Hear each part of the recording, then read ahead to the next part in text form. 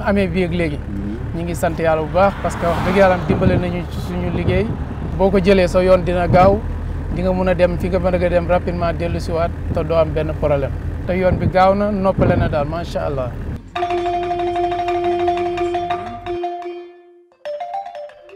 Les Sénégalais voyagent mieux. En moins d'une décennie, des routes, des autoroutes, des pistes et des ponts serpentent le pays du nord au sud, en passant par le centre.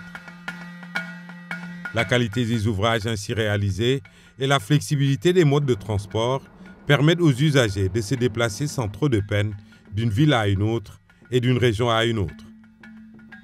Le maillage routier contribue grandement à la cohésion des territoires, avec à la clé un désenclavement qui ouvre un large boulevard d'opportunités.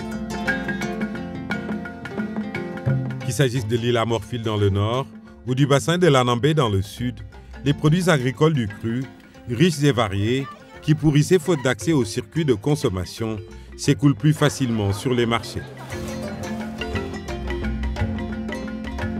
Conscient du gap infrastructurel, le président Macky Sall a mis en place un plan de mise à niveau du sous-secteur routier pour doter le pays d'un réseau digne des standards internationaux.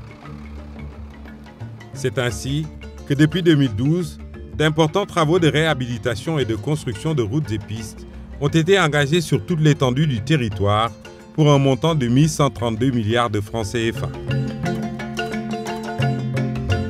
Échangeurs de l'émergence, prolongement de la VDN, Touba-Dara-Linguère, Passy-Foundiougne, route de l'hydrobase, Tivaouane-Touba-Toul-Khombol, Dinguiraï-Nioro-Keraïb, Dialokoto-Mako ou la route de Tobor, entre autres, font partie des 1362 km de linéaires routiers réalisés depuis 5 ans et qui améliorent la mobilité urbaine et interurbaine. Le réseau autoroutier s'est également enrichi de 36 km avec le prolongement de l'autoroute à péage de Diamniadio à l'aéroport international Blaise Diagne. Dans la foulée, les chantiers concernant les axes Ndias-Mbour et Ndias-Thiès sont très avancés. Le tronçon Ndias-Sindia est déjà ouvert à la circulation depuis plusieurs mois. À cela s'ajoute bien sûr l'autoroute Ila-Touba.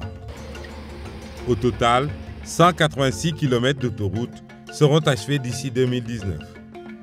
Dans le même temps, 2117 km de pistes rurales ont été réalisées en 5 ans pour stimuler le développement du transport rural, faciliter l'accès aux services sociaux de base et contribuer au renforcement des potentialités économiques.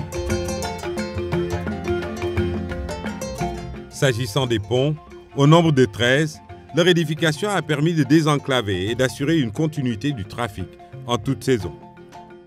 6 ponts supplémentaires sont actuellement en chantier. Parallèlement à ces nombreux chantiers, la Géroute accorde une attention particulière à l'entretien routier en vue de préserver le patrimoine. Plus de 45 milliards de francs CFA ont été consacrés au réseau routier pour relever le niveau de service. Rien qu'entre 2016 et 2017, 25 projets ont été engagés pour réaliser 810 km de routes et 685 km de pistes rurales. Il en est ainsi des 365 km qui relient Ndiouma à Bakel en passant par Ourossogui pour 95 milliards de francs CFA. En fait, toutes ces infrastructures qui s'inscrivent dans le cadre des projets prioritaires en cours d'exécution font du désenclavement un axe stratégique de la politique de développement socio-économique. La VDN 3 est le point de départ d'une autoroute qui ira jusqu'à Saint-Louis, réduisant ainsi de 100 km le trajet Dakar-Saint-Louis. La route du Waalo, déjà entamée, qui dessert les contrées de l'île Amorphile, et le pont de Rosso vont à coup sûr reconfigurer le paysage du littoral pour devenir à terme la plaque tournante des échanges avec le voisin immédiat, la Mauritanie. Le pont Sénégal-Gambie, sur le fleuve éponyme, va revigorer les flux économiques et faciliter le mouvement des biens et des personnes.